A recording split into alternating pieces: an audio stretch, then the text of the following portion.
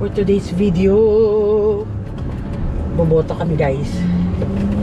First time ever namin boboto dito sa Turn left onto Catalina Boulevard Northeast. Advanced voting kami ngayon. Kasi 28 diba dad? 28 ang talagang botohan dito sa Canada. Diyos ko po. Grabe ang aking katabaan. Nagsusumiksik, naglulumiglig. Ngayon, dito naman malapit lang sa amin. In 700 meters, turn right onto California Boulevard Northeast. Minamap namin, sorry naman. Bago kami pumunta ng store, magbo-voting na kami. Vote for the gold. Para hindi na namin isipin sa 28 cash. Ay! Ikaw ko nahulog. Malapit lang sa amin, 5 minutes away. Ayan nga yun mismo, yung ginagamit natin sa church. Mga madaming tao. Ayan. Turn right into the parking Dito lot, siya sa school. then arrive at your destination. Patayin na natin, napakadapot na natin. Ayan. So, nandito na tayo guys. Ayan siya. Same thing sa Pilipinas, ang ginagamit sa school. So, ayan puro Canadian. Ala. Sino boboto mo, dad? Dad, aminin mo, dad. Sabihin mo na kung sino boboto mo. Dad, aminin mo na dito. Ayun na dito. Ayun na number 7 para malapit sa entrance. Dad, may tao. Ito yan guys. So, marami na rin nag-advance voting.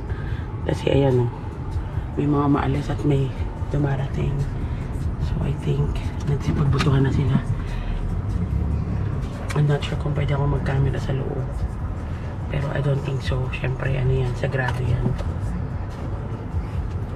Kaya, babalikan namin kayo pag tapos na kami. Kailangan pala dito, ito, a-apply ka pa ng ganito. Anong tawag dito, mahal? Anong tawag dito? Election Canada. Ayan, kailangan. Anong in-apply mo? Ikaw nag-register dito, hindi mo alam. Anong tawag dito dad? Register, ano lang? Register voter. Epekto sa nakita, dad. Anong tawag dito? Hindi ko alam, tanongin mo dun kung anong tawag dyan. Ay, nang nag-apply ka, anong ginawa mo? Dad, paano mo ito online. Online, ano nga? Election ano Canada. Ilalagay mo yung information, birthday your address, mo. your birthday. Meron bang citizen MA? May kailangan bang kunin sa citizen? Wala.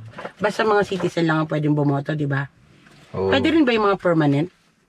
Hindi pwede. Hindi pwede, ayan. So ito, in-apply na daddy yan sa online. So pinadalahan kami nito. How many days bago dumating?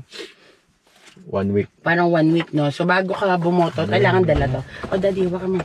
Ayan, so papasok na kami sa school. Pakihawak, dad. Pasok na kami, guys. Ayan. Election Canada vote. Tahimik dito, guys. Hindi yung may mga sumisit-sit na psst, psst, aabotan ka ng flyers. Walang ganun dito, dad, na. Sa Pilipinas, ang daming kalat na papel. Bilis dito ng botohan. Walang cheche bureche, guys. Ayan. Walang tamark. Pero may numbers kasi, di ba? Andun yung nakarecord yung name natin, as may numbers. Bakit pencil? Yun lang siya, naka-pencil. Kaya natutuwa ako kasi parang sobrang quiet. Wala naman siguro dito ano, no? Politika.